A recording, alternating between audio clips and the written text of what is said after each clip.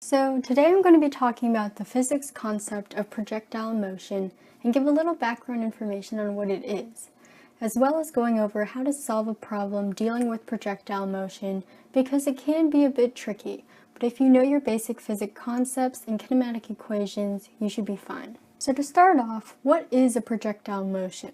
Well, a projectile is basically an object where the only force acting upon it is gravity. So if you were to throw a baseball, it wouldn't be a projectile motion until it left your hand. So if we were to draw a free body diagram, it would look something like this. Now there are two different types of projectiles we're going to be talking about, horizontal projectiles and angled projectiles. So a horizontal projection is where it has an initial horizontal velocity and would look something like this, where the initial height should be higher than its final height. And something important to keep in mind when working with the horizontal portion of projectiles is that when an object is in horizontal motion, the acceleration of the object will be 0. This means that the velocity will remain constant as well, and the initial velocity will be equal to the final velocity. Now, of course, the object will only be in horizontal motion towards the beginning of its descent, and with gravity, it will maintain a vertical motion. So in solving things such as time or distance, we can split up the motion of the projectiles into two different tables, one being horizontal and one being vertical. Both tables will consist of the initial velocity, the final velocity, change in position, acceleration, and time.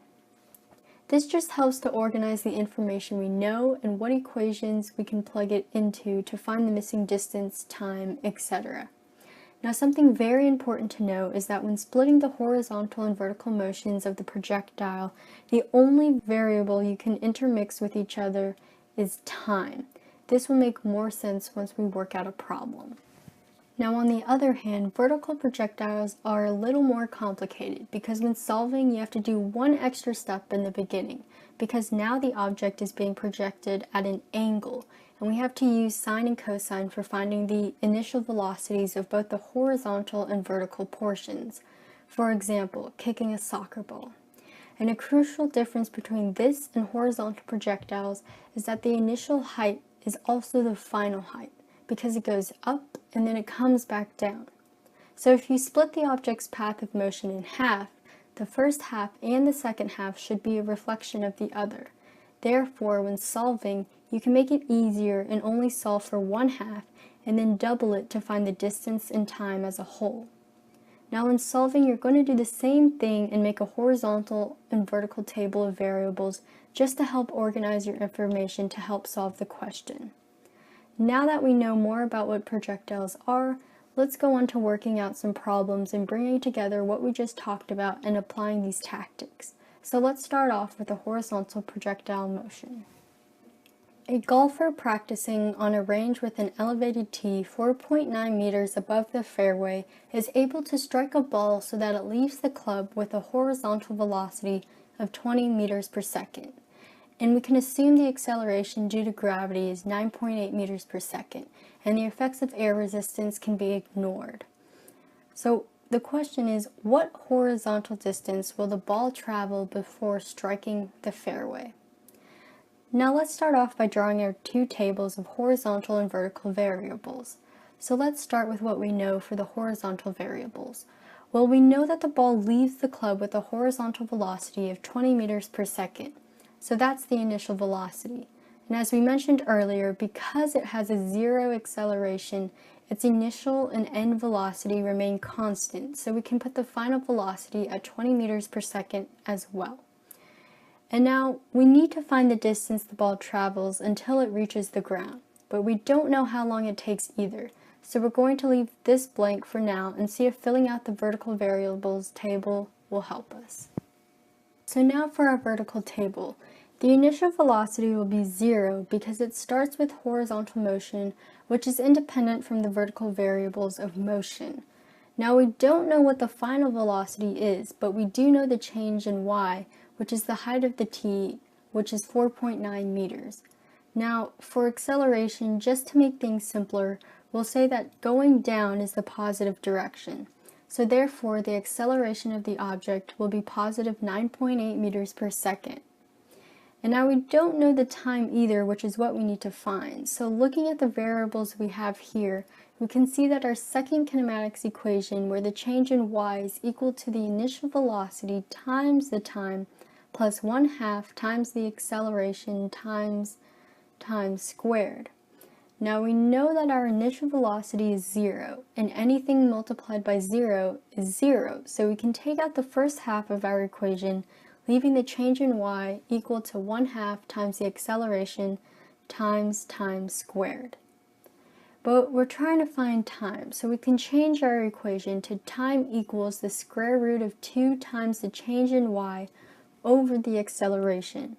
And now we can begin to plug in our variables. Our acceleration is 9.8 meters per second, and our change in y is 4.9. And by using a calculator, we get that the time is equal to 1 second. Now, as I had mentioned previously, the only variable that can be intermixed between the horizontal and vertical tables is time.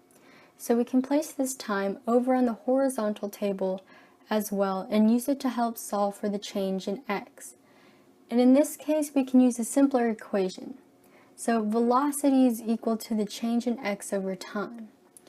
And we want x by itself, so we can change the equation to the change of x is equal to velocity times time. And when we plug in our variables and solve in our calculators, we get 20 meters. And that is the horizontal distance the ball will travel before striking the fairway. So now onto our angled projectile motion problem. So a ball is launched by a device at ground level with an initial velocity of 28 meters per second at an angle of 30 degrees to the horizontal. How far does the ball travel before reuniting with the ground?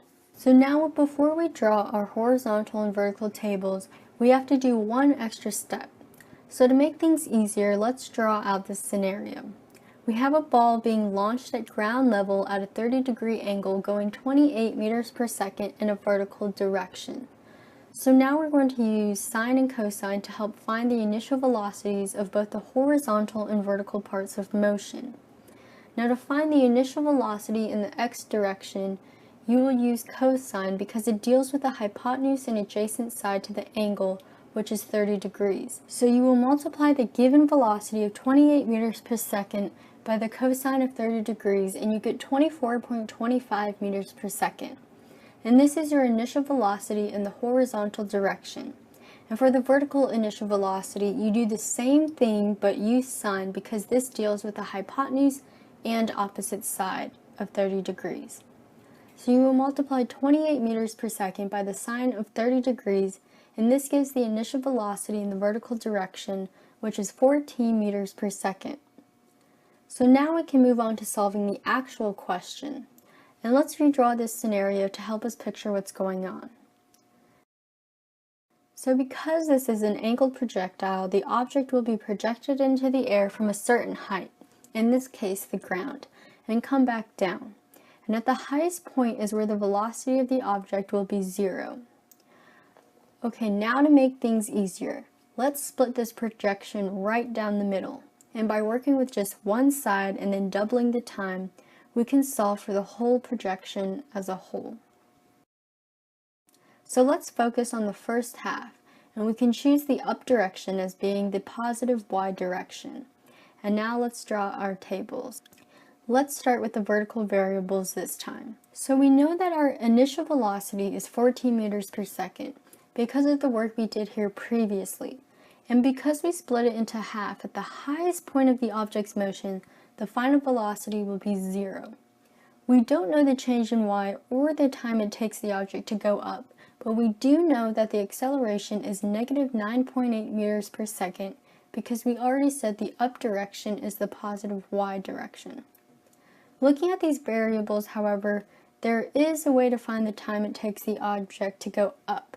And it's by using our first kinematics equation, which states that the final velocity is equal to the initial velocity plus acceleration times time. Now, once again, we want to solve for time, so we can change the equation to time equals the final velocity minus the initial velocity all over acceleration. Now, if we plug in our variables and solve, we should get 1.43 seconds as our time.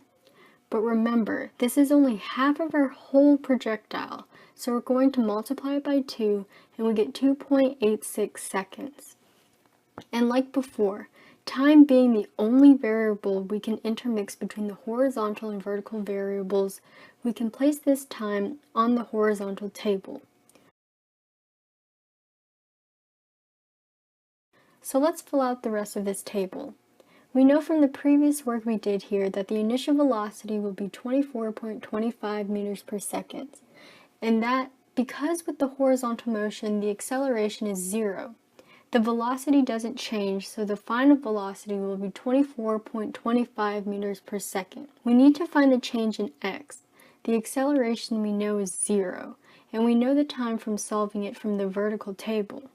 So in order to solve for x, we can use the simple equation for velocity, which is that velocity is equal to the change in x over time. We want to solve for x, so we can change the equation to the change of x equals velocity times time. And when we plug in these values and solve, we get 69.355 meters, which is the distance the ball travels before reuniting with the ground.